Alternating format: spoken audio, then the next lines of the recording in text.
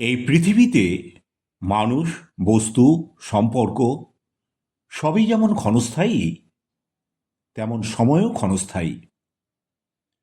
সেও কালের স্রোতে বয়ে যায়। এই সম্পর্কে একটি কবিতা, কালের স্রোত। বিশ্ব সংসারে যা কিছু পুরাতন, নির্দিষ্ট সময় শেষে তা নেয় বিদায়। আবার নতুন এসে স্থান করে নেয়, পুরাতন জায়গা করে নেয় ইতিহাসের পাতায়। আজকে যা কিছু আছে নতুন, একদিন সে হয়ে যাবে পুরাতন। আবার নব উদ্যম আর উদ্দীপনা নিয়ে ফিরে আসবে নতুন দিগন্ত, যা পরিবেশকে করে তুলবে প্রাণবন্ত।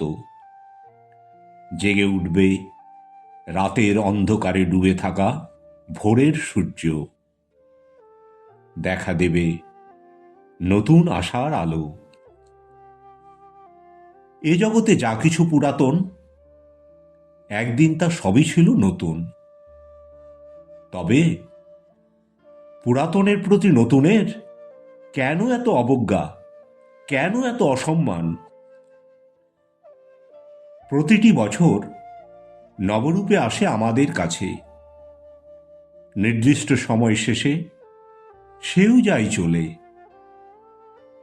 প্রতি বছরই কিছু ভালো লোক চলে যায় আমাদের ছেড়ে। তাদের চলে যাওয়া পীড়া দেয় আমাদের মনে, কিন্তু তাদের সুকর্ম, কিছু কথা মনের মণিকোঠায় স্মৃতির মালা হয়ে যুগ যুগ ধরে থেকে যায়।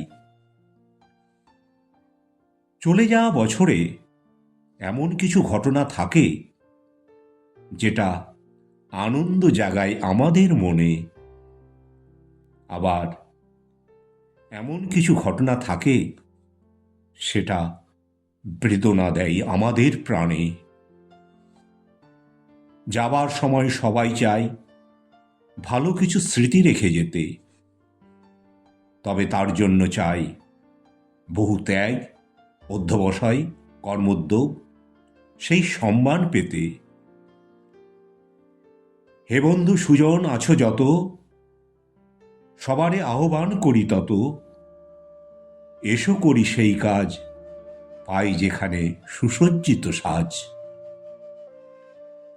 কলমে ও কণ্ঠে রবীন্দ্রনাথ সরকার।